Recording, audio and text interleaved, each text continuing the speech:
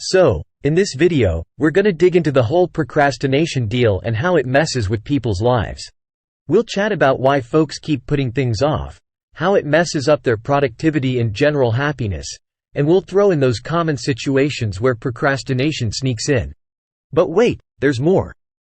We'll dish out some real-world tips and tricks to beat procrastination and actually get stuff done. So by the end, you'll be all prepped to handle that procrastination monster and rock a more focused and kick-butt life. Ready to dive in? Let's do this. Number 1. Understanding procrastination. Sure thing. Procrastination is basically when we keep putting off stuff we need to do, which can lead to bad stuff like stress, missing deadlines, and being less productive overall. Now, why do we do it? Well, it's a bit of a mind game. Sometimes we avoid tasks because they're boring or not fun. Who likes cleaning, right?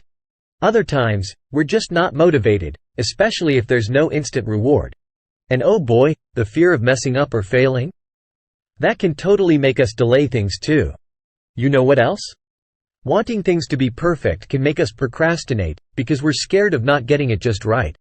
Plus, not being great at managing time or knowing what to do first doesn't help. And let's not forget how distractions like TikTok and Netflix sneak in and make things worse. Bottom line, procrastination messes with our emotions, thoughts, and actions, and it's not great for getting things done or feeling good about it. Number 2. Identifying personal procrastination patterns. So, when it comes to procrastination, there are different types of folks. You've got the perfectionists who delay things because they're worried about not meeting crazy high standards.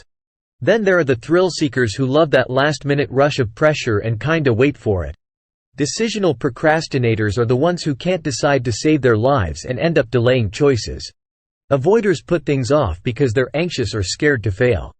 And you've got dreamers, who daydream about doing awesome stuff but struggle to actually get started. To figure out which group you're in, just take a sec to think about why you procrastinate. Is it because you want everything to be perfect? Or maybe you're all about that last-minute adrenaline? Could be you can't make up your mind, or you're avoiding something because it's giving you the jitters. Or perhaps you're full of big dreams but find it hard to put them into action.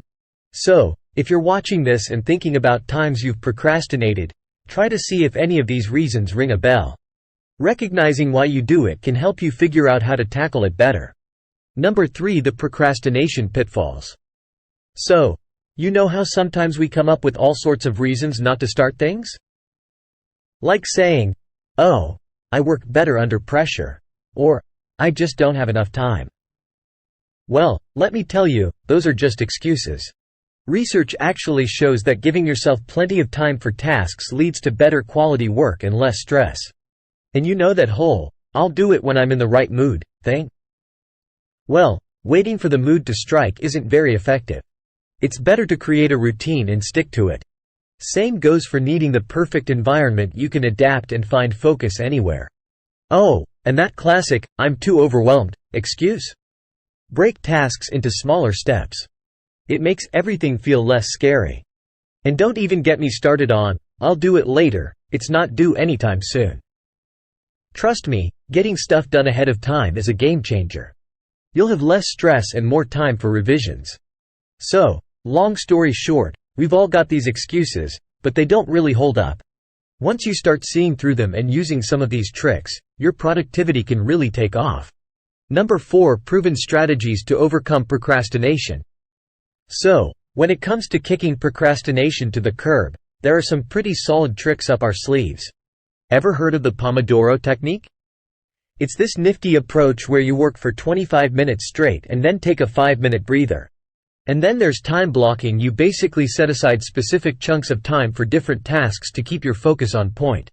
Oh, and let's not forget the good old to-do list. Jotting down tasks helps you break them into bite-sized pieces, and crossing them off feels so darn good.